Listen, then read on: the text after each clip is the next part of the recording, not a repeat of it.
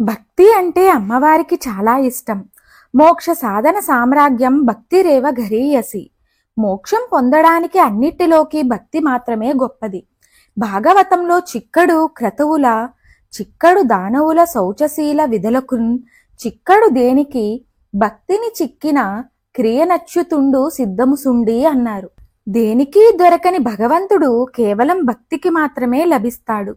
భగవత్కథలు మనసా వాచా కర్మనా వినడం, ఆయనను కీర్తించడం, స్మరణ చేయడం, పాదసేవ చేయడం, అర్పించడం, వందనం చేయడం, దాస్య చేయడం, సఖ్యం చేయడం, ఆత్మ నివేదన చేయడం, ఈ నవవిధ భక్తి మార్గాలతో తనను సేవించే వారిని తాను ప్రేమించి సేవిస్తుంది కనుక అమ్మవారిని భక్తిప్రియ అంటారని శ్రీమద్దేవి భాగవతం చెబుతోంది.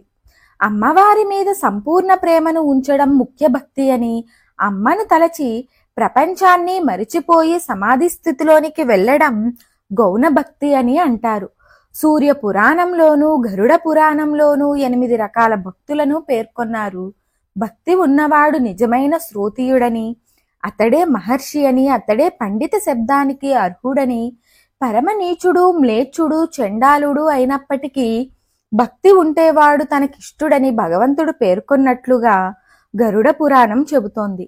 మానవుడు నిత్యం ఎన్ని పాపాలు చేసినా పశ్చాత్తాపం చెంది దశవిధ భక్తి మార్గాలను అనుసరిస్తే వాడి పాపాలనే అరణ్యాలను భక్తి అనే దావాగ్ని దగ్ధం చేస్తుందని నారద పురాణం పేర్కొంది.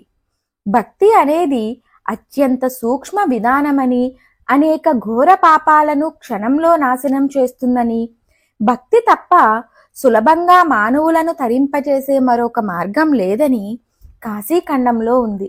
అందుకే భక్తి ప్రియ అనే నామాన్ని అమ్మవారు ధరించి ఇష్టపడుతోంది.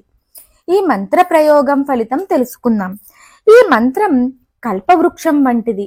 విపరీతంగా గొంతు వాచి బాధపడేవారు, గొంతు వాపు వల్ల తిండి తినలేక బాధపడేవారు ఈ మంత్రాన్ని కంఠం మీద కుడి చేతిని పెట్టుకొని 27 సార్లు తిండి తినడానికి ముందు జపించుకుంటే ఉపశమనం లభించి ఆహారం తినగలరు. వాయువులతో కడుపుబ్బరం వచ్చి బాధపడేవారు, అంటే గ్యాస్ ట్రబుల్ వంటి వారు ఈ మంత్రం రోజు 11 సార్లు జపిస్తూ తినే ఆహారాన్ని అమ్మవారికి నివేదించి తింటే అద్భుత ఫలితం లభిస్తుంది. నడుం నొప్పికి పచ్చకర్పూర తైలం చేతిలో వేసుకొని ఈ మంత్రాన్ని 27 సార్లు జపించి నడుముకి రాసుకుంటే టక్కున నొప్పి తగ్గుతుందని యోగిని సంహిత చెబుతోంది. మంత్రం ఏమిటో తెలుసుకుందాం. ఓం భక్తి ప్రియాయై నమః. ఓం భక్తి ప్రియాయై నమః. మంత్రం మరొకసారి, ఓం భక్తి ప్రియాయై నమః. మరిన్ని ఆధ్యాత్మిక విషయాల కోసం మా ఛానల్ను సబ్స్క్రైబ్ చేయండి. వీడియో నచ్చితే లైక్ చేయండి, షేర్ చేయండి, కామెంట్ చేయండి.